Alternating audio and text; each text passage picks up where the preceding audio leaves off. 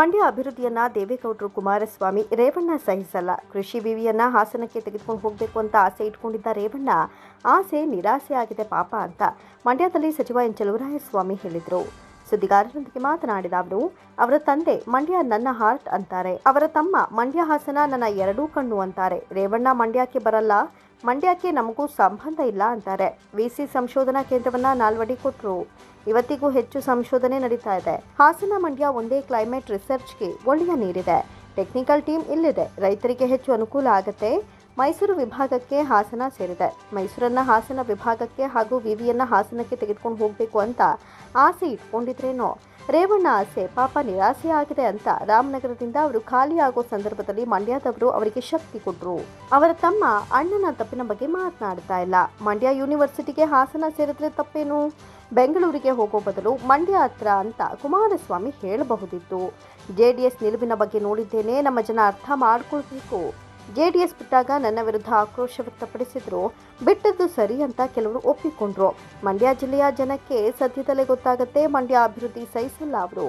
ಹಾಸನಕ್ಕೆ ದೇವೇಗೌಡರು ಕುಮಾರಸ್ವಾಮಿ ರೇವಣ್ಣ ಮಾಡಿದ್ದಾರೆ, ನೋಡ್ಕೊಂಡು ಬನ್ನಿ ಎಂದರು. ಅಪ್ಪ ಏನು ಮಾಡ್ತಾರ್ರಿ, ಈಗ ಅವ್ರ ತಂದೆ ಮಂಡ್ಯ ನನ್ನ ಆಟು ಅಂತಾರೆ, ಅವ್ರ ತಮ್ಮ ಮಂಡ್ಯ ಹಾಸನ ಎರಡು ಕಣ್ಣು ಅಂತಾರೆ, ರೇವಣ್ಣ ನಾವು ಮಂಡ್ಯಕ್ಕೆ ಬರೋಕ್ಕಿಲ್ಲ, ನಾವು ಮಂಡ್ಯಕ್ಕೂ ನಮಗೂ ಸಂಬಂಧ ಇಲ್ಲ ಅಂತಾರೆ, ಮಂಡ್ಯಕ್ಕೂ ನಮಗೂ ಸಂಬಂಧ ಇಲ್ಲ ಅಂತಾರೆ. ಇದು ನಾನು ಹೇಳಿದೆ ಮೊನ್ನೆ, ನೀವು ಸ್ಟೋರಿ ಮಾಡಿದರೆ ಒಂದು ದಿವಸ ಯಾರಾದ್ರೂ ಟಿ ವಿಗಳು ಮಾಡಿ ಈ ಇತಿಹಾಸ ಏನು.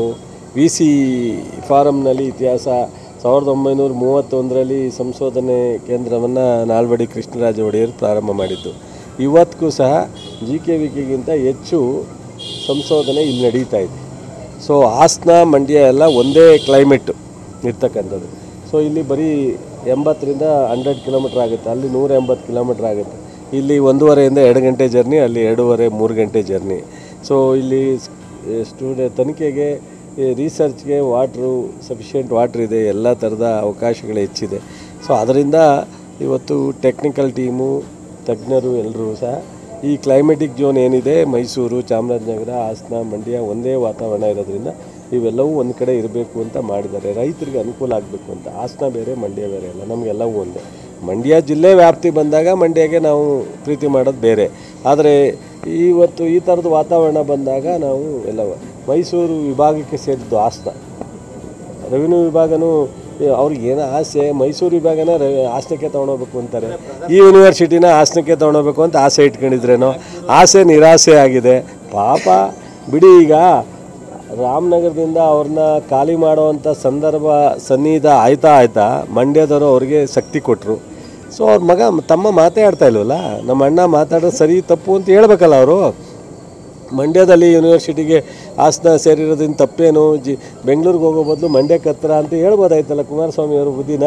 ಅಯ್ಯೋ ಗುರು, ಅವರ ಜನತಾ ದಳದ ನಿಲುವೇನಿದೆ ನಾನು ಅಲ್ಲಿಂದ ನೋಡ್ದನಲ್ವ, ಎಲ್ಲ ನೋಡಿದ್ದೀನಿ. ನಮ್ಮ ಜನ ಇನ್ನೂ ಅರ್ಥ ಮಾಡ್ಕೊಳ್ಳೋ ಟೈಮ್ ಬೇಕು. ನಮ್ಮ ಮಂಡ್ಯ ಜಿಲ್ಲೆ ಜನತಾ ದಳದ ಯಾಕೆ ಚಲುವರಾಯಸ್ವಾಮಿ ಬಿಟ್ಟ ಅಂತ ಆಕ್ರೋಶ ವ್ಯಕ್ತಪಡಿಸಿದ್ರು.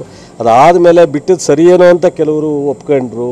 ಇತ್ತೀಚೆಗೆ ಗೊತ್ತಾಗ್ತಾ ಇರ್ಬೋದು, ಚಲುವರಾಯಸ್ವಾಮಿ ಜಿಲ್ಲೆಯವನಾಗಿ, ಜಿಲ್ಲೆ ಮಗನಾಗಿ ಏನೆಲ್ಲ ಕಾಳಜಿನ ವಹಿಸ್ತಾನೆ ಜಿಲ್ಲೆ ಅಭಿವೃದ್ಧಿಗೆ.